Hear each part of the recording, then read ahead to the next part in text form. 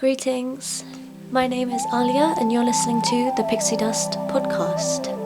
I am a mentor and poet that focuses on the subconscious mind and subconscious healing, specifically when it comes to manifesting and creating the reality that you desire.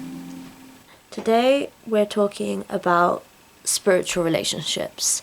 Now, I think it's really important that I preface the way that we set up and establish foundations when it comes to our relationships. So who we are on a base level impacts the kind of relationships that we have. And so it's the first thing that's really important to know is having a strong self-concept, because if you don't have a strong self-concept, you're not able to establish relationships that are healthy and that are spiritual and that are meeting each other on that spiritual plane. You're really kind of creating this dependent relationship that can lead to toxic behaviors, which means knowing who you are. I know for a lot of my relationships, some really significant ones, I'd known these people for like really long time, and so the person that I was when I first met them was someone who very people pleasing, didn't really establish strong boundaries. And then obviously as I started to become stronger in my self-concept, starting to establish those boundaries, it started to affect the way that people saw me. Some people saw me as selfish and had a lot of a negative view about me because of the new ways that I was starting to understand my self-concept. And that's fine if they see me like that. Obviously it's not a reflection of who I am. We all have flaws. I know I have mine. Making sure that you establish your self-concept, and if you're starting to develop a new one, honoring that and making sure you stay true to it, which can be hard, especially if you're a giant people pleaser like me. But it just requires bravery, and it also requires the ability to know that no matter what happens, you're okay on your own. And it's also the fact of knowing that you are a good person, knowing that you make mistakes and you mess up and you don't always navigate things correctly, but you're an inherently good person and you deserve love and you deserve respect. If other people make you feel like you don't, then it's not a reflection of you, it's their own hurt projecting onto you. Everyone is inherently good. So, I mean, even the people that I've lost touch with, I still see them as good because we're all inherently good. And, if they have flaws or whatever, that's for them to figure out and navigate in their own lives. And that's another thing. It's also about understanding those setups of learning where the distance is, because your relationship should not be based around how much you're giving or receiving. Like if you're giving too much because you feel like you should provide for other people and help them through to the point where you're losing yourself, or in the other aspect, you're receiving a lot and you're expecting a lot from other people because you feel that if they're a good person, they would constantly give to you. Those things, you need to develop a balance with that so that you're not giving too much and you're also not expecting too much. You're allowing people to have their boundaries. So what would I define as a spiritual relationship is a type of relationship where you can be open and you can be honest about your needs and your wants without fear, but where you also understand everyone through the lens of the soul and the ego. So you understand people from the perspective of these people are not perfect, they're going to make mistakes and they're going to do things that might potentially hurt me, but in the process of that, I can learn how to start to respond to them so that I'm not taking personal offense and we can have open communication. So one massive way to make sure you're establishing that kind of relationship is to keep yourself regulated. In a situation when you're with someone and there's some type of kind of like battle going on, if they are feeling reactive or some type of way and then you respond by also being reactive to their reaction, you're creating this crazy loop and cycle of unconscious reactions. So I always, for me, find that if I'm in a situation where that's starting to take progress and things are starting to escalate, the best thing to do is, if you can, just remove yourself from the situation. Just say, actually, pause, I'm gonna walk away, and communicate that to them. Say, look, I just need 5 minutes, give me some space and I'll come back. Or if the situation doesn't allow and they're not allowing you to walk away, you can practice your breathing, get centered into yourself, touch your hands, feel yourself, draw your eyes away from them and look around and see other things so that you can become aware of your present and grounded in it, so you're aware of what's actually going on. and you're not completely overwhelmed in the situation, and then therefore you can start to respond to them. So really like listening to what they're saying and understanding their perspective, taking a second to think about what they're saying and what that means, and then before you defend yourself, because we're always really quick to defend ourselves, everyone's guilty of it, me included. And so being able to just take a second to be like, okay, let me hear what they're saying first, let me understand their perspective, and then respond to that, and then I can communicate my perspective too. It obviously requires the person to be kind of mature as well. And so if you are in situations with people who aren't meeting you at that same level, sometimes communicating just, there's no real point, because you know they're not going to understand you anyways, you know they're not going to listen. So sometimes just removing yourself and absolving that feeling of needing to prove yourself or needing to justify yourself, and being like, okay, if they want to misunderstand me, or they don't want to resolve this, or there is no way to effectively communicate, I can be okay with that. I can remove myself and I can settle, and then maybe in the future you will be able to sit down because you're both in a calmer frame of mind to have that conversation. But don't feel like you need to justify yourself at every point. Sometimes justification doesn't get you very far, and people are going to be wrapped up in their own emotions because of their own hurt. And so the only thing you can do is just give them the space that they need to process, because you know they're not going to listen anyways. So they just need to feel what they need to feel.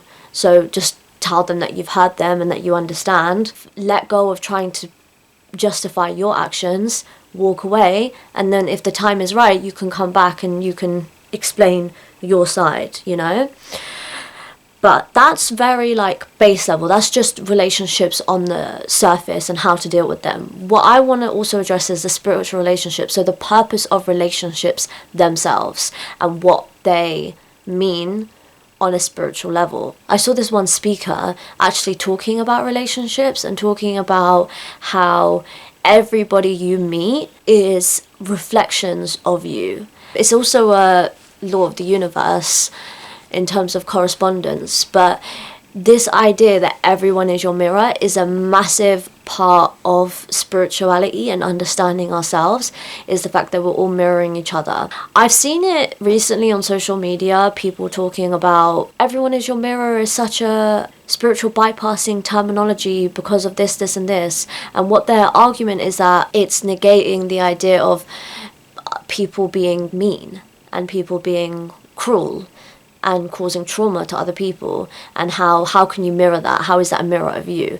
And I think it's really important to understand that if someone is causing trauma or hurt to someone else, they're not mirroring me in the sense of like, well, I also deserve that, or I'm also mean, or whatever. It's not that, but it's the fact that if I'm believing that I'm not worthy and that I don't deserve respect, they mirror that belief through their actions. And so they're their own person, they're living in their own universe, and they have their own issues and insecurities, and so it causes them to act like that. But in my reality, the reason why it's mirroring and showing up in my reality is because of those beliefs that I hold about myself.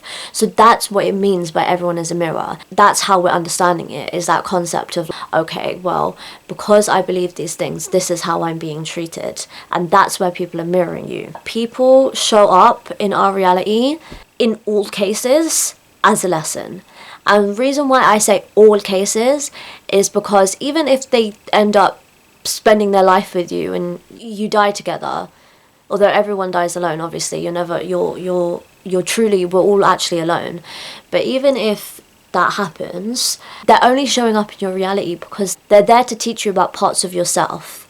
They're there to show you and expose to you parts of yourself. So wherever they trigger you, those are parts of you that you haven't addressed yet. So obviously that comes into the shadow work. Wherever you see, this is something they say about when you fall in love. When you fall in love and you're really excited about the other person and you think about all the wonderful things, they're just reflecting to you the things that you love about yourself, the great things about you. If you love how passionate they are, it's because you're passionate and they're reflecting that back to you. They're mirroring that aspect of your personality. And so no relationship is really outside of you. And so it's always there to teach you something and teach you some kind of lesson about who you are, and either the hidden, more unconscious parts of you or the really lovely, wonderful parts of you. But either way, it's reflecting that back to you. So becoming aware of that allows you to start to understand the significance of your relationships in your life, become less attached to them, and understand the role that they play in helping you uncover parts of yourself. A great way to journal on that is to ask yourself, like, what is this relationship teaching me about me? Thinking about the situations you've encountered with this person, what feelings and emotions have come up, and why those feelings and emotions have come up. That reveals a lot about who you are as a person and what you identify as. And then you could start to think about, well, how are we mirroring each other? Where do we mirror each other? For example, for myself, with some of the relationships in my past, it was mirroring each other's anxious attachment styles, mirroring each other's insecurities, those kinds of things, you know? So there are a couple of things that you want to think about when you're thinking about relationships. The first thing is seeing people through the lens of truth, through the eyes of God, in a way. Seeing them the same way that you are. Limiting beliefs, traumas, levels of consciousness and understanding, and ego, and those things that are part of you are equally a part of other people. And so learning to accept people as they are. The truth is, people only change if they want to change, if they see the purpose in changing for themselves. You cannot make anyone change or fit your criteria. That's not how it works. So if you want someone in your life, you have to learn to accept them the way that they are, flaws and all. And if you can't, then you guys probably aren't aligned, and that's okay. You guys are on different journeys. Learn to be okay with going your separate ways if that need be. But learning to accept people the way they are and see them through that lens enables you to stop attaching personal offense to their behavior, because you stop seeing their behavior as something reflective of you and who you are, and you start to understand this person is just operating at the conscious level that they know. The programming and conditioning that they have is the reason why they're behaving in this way. So if I take offense, I'm really just getting offended over nothing, because they don't know any better anyways. So for example, like even something as simple as like people shouting at you on the street, like men, oh my god, men catcalling women on the street, right? Pathetic. But it's just a level of consciousness that they know. They don't know any better. This is what they think is acceptable in their minds. And so when obviously it is offensive, and you are more than right to defend yourself, but I don't take personal offense to it, because it's their issue, it's their problem, it's their limiting beliefs. I don't need to get offended by that. I'm strong in who I am, I know who I am, so it doesn't really matter.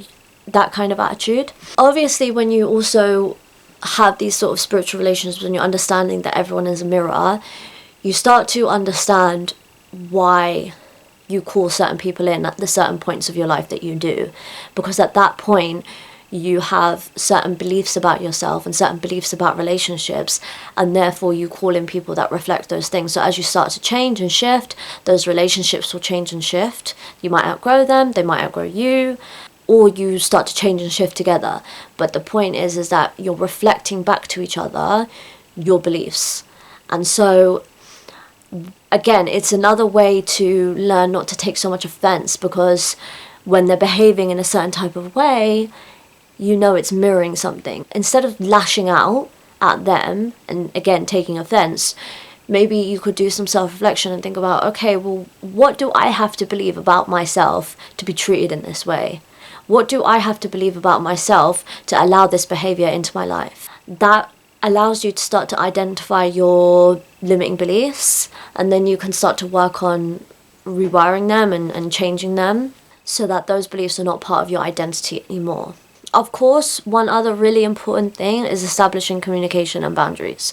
So being able to openly communicate and effectively communicate, as I discussed earlier, it comes down to grounding within your body, grounding within yourself, maintaining that sense of calm so that you can communicate in a healthy manner.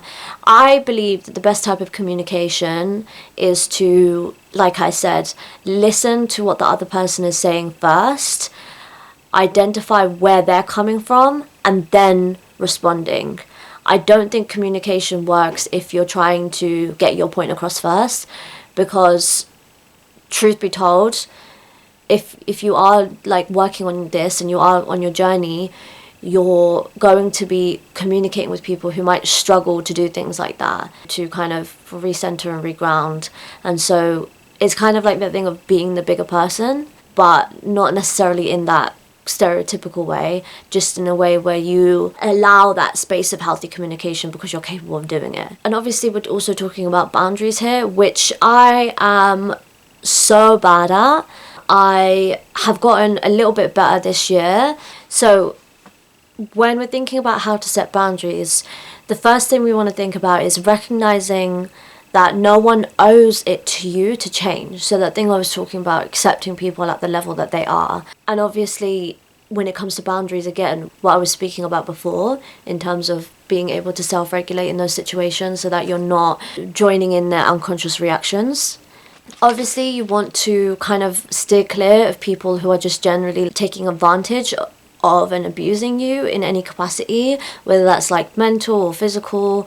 So removing yourself from those situations and those people entirely is super important. If it's not a healthy dynamic, you just need to leave.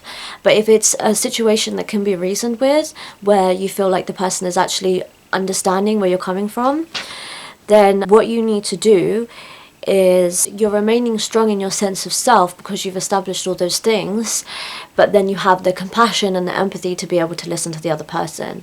And that's kind of what boundaries is having that emotional detachment, but being able to listen and understand. The truth is, you have to be okay with hurting and upsetting people sometimes, if that means that you're honoring your truth. If they get offended about you putting up a boundary or you honoring a certain truth about yourself, then that's okay.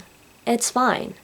And if it's someone that you love, it's probably something that you'll be able to manage and communicate with them about in due course. So learning to be okay with those uncomfortable feelings means learning to sit in them, means my favorite thing, meditation. Establishing awareness of yourself and your body, and just letting go of expectations that people should behave in a particular type of way with you, allowing them to be who they are and not being offended when they don't perform the way that you want them to perform, because ultimately everyone is responsible for themselves, and as long as they're being good and pure, that's the main thing. In this maybe place of people pleasing or trying to set up boundaries, one thing you can do is you can set up the boundaries in your mind, establish those foundations, and then allow instinct to kind of lead you into the best responses to those types of situations. Trusting your body when it feels like, okay, this is the right time to do this. And obviously, if the boundaries don't match another person, as I said, you're not aligned, and that's okay. The key aspect of spiritual relationships is just learning to be empathetic and learning to see people at the level of their soul, and becoming detached from expectations of how other people should behave towards you, and learning to just become responsible for yourself and not having any expectations or reliance on anyone else outside of you. You don't need to rely on anyone. You have you. And that's the key. But it also, when it comes to empathy, it comes with a lot of forgiveness. You need to be able to learn how to forgive. A thinker that I really like, a spiritual teacher that I really like, her name is B.K. Shivani, and she talks a lot about relationships actually, especially with your parents and children and other people in your life, but she talks a lot about spiritual relationships. So you can go and check out any of her stuff on YouTube if you're interested. But she talks about the type of energy we're sending towards people and learning, again, like to lose that expectation. So she has this particular thing that she says when you're trying to show that compassion and that forgiveness, which is, I am a pure, powerful soul. You are a pure, powerful soul. I forgive you for what you have done to me. I am sorry for anything that I must have done to you. I now release all negative energy exchange between us, and I welcome in like love and light, something like that. So kind of saying that to yourself. One thing I practiced was getting a picture of the people that kind of I felt hurt by in the past, and like looking at that picture and then saying that phrase to that picture, and it really allowed me to release and forgive. Another great little thing to help you forgive is Ho'oponopono. I hope I'm saying that right. But that's an ancient Hawaiian technique where in the ancient villages, the shaman, the leader of the village, there would be a dispute between two people. And obviously in a village like that, like disputes can create real issues for the dynamic of the community. So what the like shaman or the leader would do is they would bring the people into one space and they would make them sit there and basically repeat this phrase to each other over and over and over again, and that was it. And it really creates a space of forgiveness. And honestly, Ho'oponopono is really good for anything, like for manifestation as well, and also regulating yourself when you need like nervous system regulation. So that is, I'm sorry, please forgive me, thank you, I love you. So just repeating those 4 statements over and over again, really helpful. So what is the purpose of understanding spiritual relationships? Really is about understanding ourselves. So the more that we start to reflect on the type of relationships we have, how we are mirroring each other, where we mirror each other, why we do that, then we can start to understand who we are at our core level, which of course helps with creating that reality that you want and evolving in your own subconscious mind. And obviously the other key reason is so that we can have healthy relationships. We can have relationships built on compassion and understanding and communication and openness, where we don't feel afraid to be honest with the other person. We don't feel a lack of safety around the other person, and we start to feel heard and understood. The key thing is that it starts with the self. You need to learn how to do these things if you want other people to do them for you. You need to learn how to listen and hear if you want other people to. I mean, it was actually really funny because this year I became aware of how bad of a listener I am because my friend kind of got upset with me because I didn't really listen. And then after that I sort of did a lot of self-reflection. I was like, okay, well, if my friend is telling me that I'm a bad listener, it's kind of that thing that I said before about how when people tell me my flaws, I'm like, okay, well, if they're saying this, if it's someone I love telling me this, then there must be some truth in it, so let me actually pay attention to what they're saying. So when she said this and I realised that I was a bad listener, I was like, well, if my friend is telling me this, they're not saying it because like they're mean, they're saying this because there's some truth in it, so maybe I can start to pay attention and change that behaviour. And so I started to literally get the people in my life to like shout at me. I mean, I don't really like shouting, but I would literally get them to tell me to like shut up, like just say shut up to me if I'm not listening, if I'm over talking too much, because obviously with ADHD we get a bit like, oh. So understanding those parts of yourself, being open to change, being open to understanding your own flaws, so that you can have those healthier open relationships. I think that's where I'm going to leave it. All you need to know at the baseline is that it's just about compassion and empathy, and honestly just ceasing expectation, learning to just accept and stop basing your identity on how others behave and treat you, and learning to see them at the level of this is just how they know how to operate. I don't need to take offense to their own limited consciousness. So thank you so much for listening.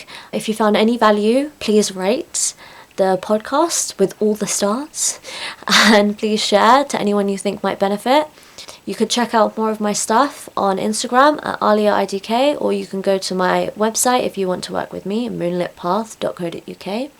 We're going to go into our meditation. This is actually the final episode of this season, so I really want to thank you all for listening, because it's been a journey, but it's been a really exciting journey, and I'm super excited for what's to come for the next season as well. I already have some stuff planned out, but if you have any suggestions of anything that you would like me to cover, please let me know. But I just want to say thank you so much for coming along with me on this first season of the Pixie Dust Podcast, and we're going to go into a meditation so that you can integrate and ground into these ideas and affirm to yourself these new ways of thinking. Take a moment to align to your truth.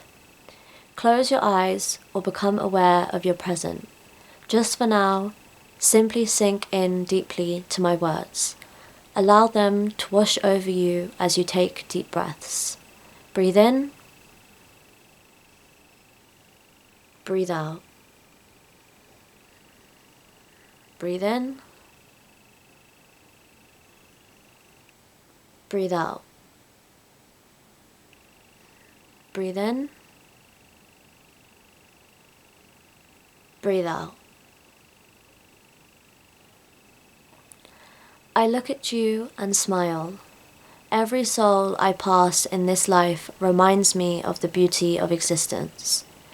You are a reminder that there is a God, something higher than me guiding me from above. The energy that created existence is coursing through your very soul. You as God consciousness. How can I not be forgiving? You are the essence of every loving part of nature, and we reflect back to each other the ways we can prosper. Be closer to our Creator. I allow you to exist as you are, just as you allow me to be everything I want. We are flowering together by stepping back and growing apart. I blossom into a blissful, peaceful being. It is my nature. Ascending from me is a pure, powerful soul, just as you radiate your pure, powerful soul. Now I say sorry for what I must have done in the past. I forgive you for what you have done this time. The past washes away now. The karmic account releases, never to come again. Love and respect is the only thing which we now exchange. You are unconditionally loving. You can respect all beings. There is no one who holds any power over your ability to ascend. You have always claimed that mantle. So breathe into your power. Release the tension of any lessons. Spread peace unconditionally, for you are free. Thank you so much for listening. Stay blessed.